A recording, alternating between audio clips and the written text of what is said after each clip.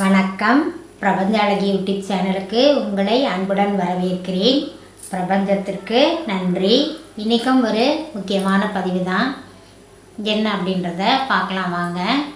நம்ம எண்ணெய் தேய்ச்சி குளிக்கிறத பற்றி பார்க்கலாங்க. என்ன அப்படின்னா, முதல்ல நம்ம உடம்பு ரொம்ப ஹீட்டாக இருக்குங்க. என்னென்னா, இப்போ எல்லாருமே ஷாம்பு போட்டு தான் குளிக்கிறீங்க. யாரும் எண்ணெய் வச்சு குளிக்கிறது இல்லை. அதுவும் இல்லாமல் எண்ணெய் வச்சுக்கிறதே கிடையாது. அதனால் உடம்புல பல பிரச்சனைகள் உண்டாகுதுங்க. அதுக்கு சிறு ரெமடி தான் நான் இப்போ சொல்ல போகிறேன். நம்ம வீட்டில் இருக்க பொருளை வச்சு தான் பண்ண போகிறோம்.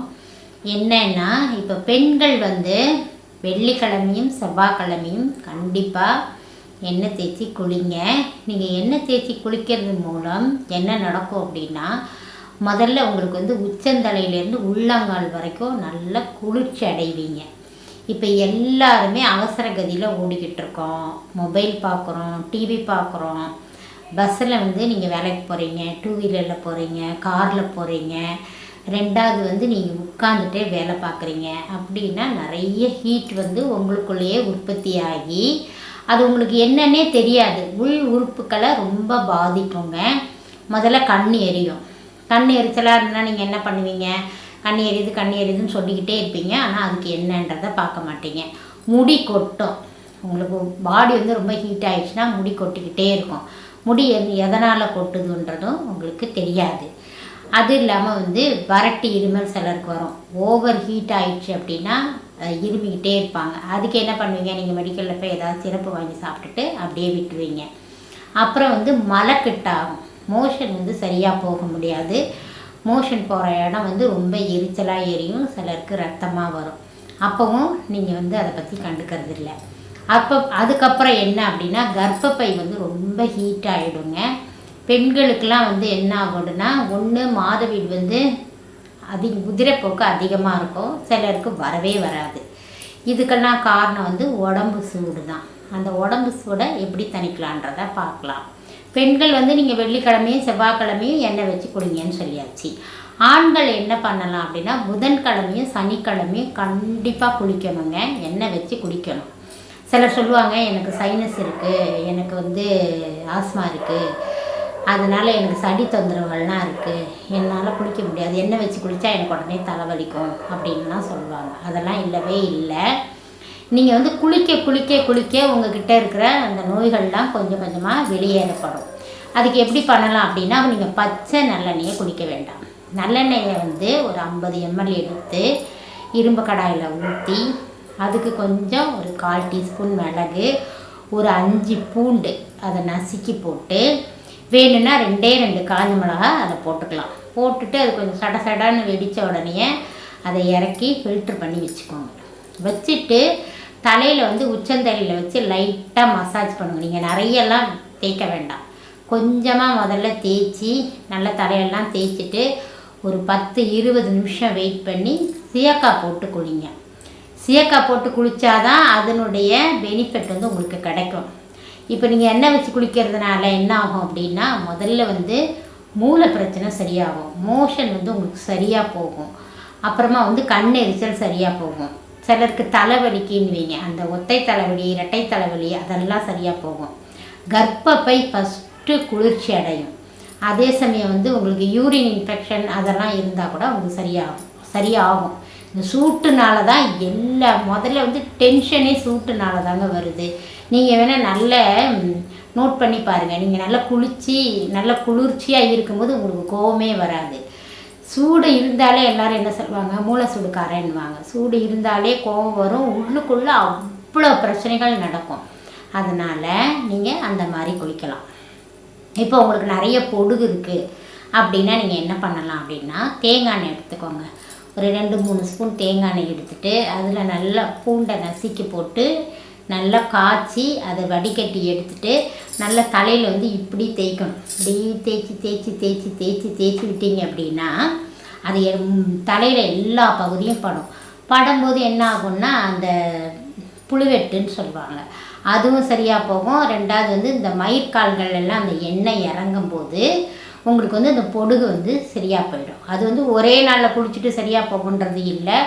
தொடர்ந்து நீங்கள் குளிச்சுட்டே வரணும். குளிக்கிற பட்சத்தில் உங்களுக்கு வந்து பொடுகு சரியாக போகும். அந்த மாதிரியும் நீங்கள் பண்ணலாம்.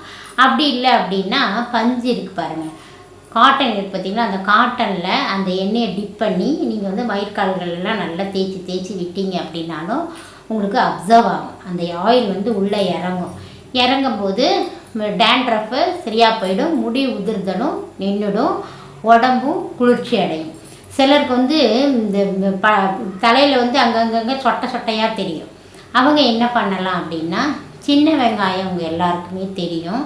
சின்ன வெங்காயத்தை நீங்கள் வந்து உரலில் போட்டு நசுக்கணும். இந்த இடிக்கல் வச்சுருப்பீங்களா, அதில் நசுக்கி ஒரு வெள்ளை துணியில் போட்டு அதை பிழிஞ்சிங்கன்னா அது சாறு மாதிரி வரும். அந்த சாரை வந்து ஒரு ஸ்பூன் 2 ஸ்பூன் தேங்காய் எண்ணெய் ஊற்றி இந்த சாரை கொஞ்சம் அதில் கலந்து லைட்டாக ஹீட் பண்ணிவிட்டு அதையும் இந்த சொட்டையாக இருக்கிற இடத்துலலாம் நீங்கள் தேய்ச்சி கொஞ்சம் நேரம் ஊற வச்சுட்டு, ரொம்ப நேரம் வேண்டாம், ஏன்னா உங்களுக்கு ஏற்கனவே நீங்கள் வந்து எண்ணெய் குழியெல்லாம் எடுத்துருக்க மாட்டீங்க. அதனால் ஒரு 10-20 நிமிஷம் விட்டு நீங்கள் உடனே நீங்கள் குளிச்சிடலாம். இந்த மாதிரி நீங்கள் ஆயிலை வந்து சூடு பண்ணி உடம்பெல்லாம் கூட நீங்கள் தேய்ச்சி குளிக்கலாம். ஆனால் சீயக்காய் போட்டு தான் குளிக்கணும். குளிக்கும்போது வந்து வெதைன்னு வெந்நீர் மாதிரி வச்சு தான் குளிக்கணும். பச்சை தண்ணியில் நீங்கள் எண்ணெய் வச்சு குளிக்கவே கூடாது. அது சிலருக்கு ஒத்துக்காது. உங்களுக்கு உடனே என்ன ஆகும்னா, அமைதியாக இருந்த உடம்பு வந்து ஹீட்டை வந்து உங்களுக்கு உண்டு பண்ணிடும். அப்போ அதனால் உங்களுக்கு நிறைய பிரச்சனைகள் வரும். அதனால் வெதைன்னு வெந்நீர் வச்சு குளிங்க. இது ஒன்றாச்சா. ரெண்டாவது வந்து பெண்கள்லாம் என்ன பண்ணுவீங்கன்னா, நம்ம தான் நிறைய வேலை செய்வாங்க, துணி துவைக்கிறோம், பாத்திரம் தேய்க்கிறோம், அப்படிலாம் பண்ணும்போது நம்ம கை வந்து ரஃப்பாகிடும். உள்ளங்கையெல்லாம் சிலருக்கு வந்து ரஃப்பாக தெரியும். அதுக்கு நீங்கள் என்ன பண்ணலாம் அப்படின்னா, படுக்கிறதுக்கு முன்னால் ஒரே ஒரு சொட்டு தேங்காய் எண்ணெய், இந்த தேங்காய் எண்ணெய் இருக்குது பார்த்திங்களா, இந்த கையில் ஒரு ட்ராப் அந்த கையில் ஒரு ட்ராப் ஊற்றி நல்லா கையில் எல்லா பக்கமும் இந்த உள்ளங்கை நகம் அப்புறம் வந்து இந்த விரல்கள் அதிலெல்லாம் நல்லா தடவிட்டு நீங்கள் தூங்குனீங்க அப்படின்னா மறுநாள் அப்படியே தேய்க்க நம்ம கை வந்து சாஃப்ட் ஆகிடுங்க. அந்த ரஃப்னஸ் இருக்காது. சிலருக்கு உடம்பு ரொம்ப ஹீட்டாக இருக்கிறவங்க என்ன பண்ணலாம் அப்படின்னா, ஒரு சொட்டு தேங்காய் எண்ணெயை கையில் ஊற்றி பாதங்களில் படுக்கும்போது நிறைய ஊற்றக்கூடாது, கொஞ்சமாக ஊற்றி நல்லா 2 கையில் தேய்ச்சி பாதங்களில் உள்பகுதியில் நீங்கள் தேய்க்கணும். காலோடைய பாதத்தில் தேய்ச்சிட்டு நீங்கள் படுத்தீங்க அப்படின்னா நல்லா தூக்கம் வருங்க. சிலருக்கு இந்த தூக்கம் வராமல் ரொம்ப கஷ்டப்படுவாங்க இல்லையா, அவங்கெல்லாம் இந்த தேங்காய் எண்ணெயை பாதத்தில் தேய்ச்சிக்கலாம். ரொம்ப தேய்க்காதீங்க, கொஞ்சம் தேய்ங்க. ஒரு ட்ராப் போட்டு தான் தேய்க்கணும். ஏன்னா நீங்கள் எழுந்து நைட்டு யூரின் போகும்போது வலிக்கிடக்கூடாது, அதையும் பார்த்துக்கோங்க. அப்படி இல்லை அப்படின்னா கொஞ்சம் தேய்ச்சிட்டு பக்கத்துலேயே ஒரு துணி வைங்க. எழுந்து போகும்போது அந்த துணியை வச்சு அந்த பாதத்தை நல்லா தொடச்சிட்டு நடங்க. மறுநாள் காலையில் வந்து நீங்கள் நல்லா குளிச்சிடணும். குளிச்சிட்டிங்கன்னா அந்த பிசு தன்மை இருக்காது. அதுக்கப்புறம் வந்து சிலருக்கு சூட்டுனால வயிறு வலிக்குதுன்னுவாங்க. அப்போ நம்ம முன்னோர்கள் என்ன சொல்லுவாங்க, வயிற்று வலிக்குதா, ஒரு சொட்டு நல்லெண்ணெயை தொப்புளில் வை அப்படின்வாங்க.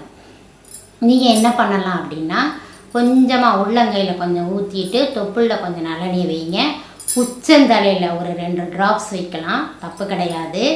உச்சந்தலையில் 2 ட்ராப்ஸ் வச்சுட்டு காலோடைய பெருவிரல் 2 பாதத்துலேயும் பெருவிரல் இருக்கும் பாருங்கள், அப்போ ஒரு சொட்டு அந்த 2 பாதத்துலேயும் வச்சுட்டு காலையில் தான் வைக்கணும், நைட்டெல்லாம் வைக்காதீங்க, ஜன்னி வந்துடும், ரொம்ப குளிர்ச்சி ஆகிடும் உடம்பு. வச்சுட்டு நீங்கள் அதுக்கப்புறம் ஒரு 10-20 நிமிஷம் கழித்து நல்லா பாதத்தை நல்லா தேய்ச்சி கழுவிடணும். நீங்கள் தலையும் தேய்ச்சி குளிச்சிங்க அப்படின்னா உங்கள் உடம்பே வந்து நல்லா கல்லன்னு ஃப்ரெஷ்ஷாக ஃபீல் பண்ணுவீங்க. நீங்கள் குளித்து பாருங்கள், உடம்புடைய ஹீட் வந்து நல்லா வந்து உங்களுக்கு குறைஞ்சிட்டே வரும். இன்னும் இப்போ இந்த ஐடி ஃபீல்டில் வேலை செய்கிறாங்க, இல்லை உட்காந்துக்கிட்டே இருக்கிறாங்க அப்படின்னா அவங்களுக்கு வந்து மூலம் வந்துடும் அப்படின்னா நீங்கள் என்ன பண்ணலாம் அப்படின்னா, விளக்கெண்ணெய், கொஞ்சம் நல்லெண்ணெய், தேங்காய் எண்ணெய் 3ம் ஒரு சம அளவு எடுத்துக்கோங்க. 50 ml 20 ml எடுத்து நீங்கள் வந்து எல்லாத்தையும் ஒன்றா வச்சு அதை வந்து ஹீட் பண்ணி ஒரு தனியாக ஒரு பாட்டில் எடுத்து வச்சுட்டு நீங்கள் வந்து ஆசன வாயில் கொஞ்சம் ஆசனம் போகிற அந்த மோஷன் போகிற இடத்துல கொஞ்சம் நீங்கள் தடவிட்டே வந்தீங்க அப்படின்னா அந்த ஹீட் வந்து உங்களுக்கு குறைஞ்சிட்டு வரும். அதே சமயம் கர்ப்பப்பை நல்லா குளிர்ச்சி அடையணும்னா நீங்கள் தொப்புளில் வைக்கலாம். சிலருக்கு அடிக்கடி வந்து தும்மல், இருமல், ஜுரம் அந்த மாதிரி வந்துக்கிட்டே இருக்கும். அவங்க என்ன பண்ணலாம் அப்படின்னா, உங்களுடைய தொப்புள் இருக்குது பாருங்கள், அதில் தேங்காய் எண்ணெயும் ஒரே ஒரு சிட்டிகை மஞ்சத்தூள் 2ம் போட்டு கலந்து அந்த தொப்புளில் வச்சிங்க அப்படின்னா உங்களுக்கு வந்து அந்த எதிர்ப்பு சக்தி நிறைய கிடைக்குங்க. அந்த ஜுரம் வர்றது, சளி பிடிக்கிறது, உள்ளுக்குள்ளே தொற்று வர்றது அதெல்லாம் வராது. நீங்கள் வந்து தொடர்ந்து இதை முயற்சி பண்ணலாம். நல்லெண்ணெய்னா நல்லெண்ணெய் வச்சுக்கலாம். ரொம்ப ஹீட்டாக இருக்கிறவங்க நல்லெண்ணெய் யூஸ் பண்ணுங்கள். அதை விட ரொம்ப ஹீட்டாக இருக்கிறவங்க விளக்கெண்ணெய் யூஸ் பண்ணுங்கள். இல்லைங்க எங்களுக்கு அதெல்லாம் ஒத்து வராது அப்படின்னா தேங்காய் எண்ணெயை நீங்கள் தாராளமாக வைக்கலாம். வச்சு யூஸ் பண்ணி பாருங்கள். அதுவும் இல்லாமல் இப்போ வந்து நீங்கள் கண்களுக்கு கீழே கூட அந்த எண்ணெயை லைட்டாக நைட்டு படுக்கும்போது அப்ளை பண்ணிவிட்டு படுத்தீங்க அப்படின்னா உங்களுக்கு நல்ல தூக்கம் வரும். கண் எரிச்சல் சரியாக போகுங்க. நீங்கள் முயற்சி பண்ணி பாருங்கள். எனக்கு தெரிஞ்ச தகவலை உங்களோட ஷேர் பண்ணியிருக்கேன். நன்றி. பிரபஞ்சத்திற்கு நன்றி. எங்கள் சேனலை சப்ஸ்கிரைப் பண்ணுங்கள், ஷேர் பண்ணுங்கள், கமெண்ட் பண்ணுங்கள்.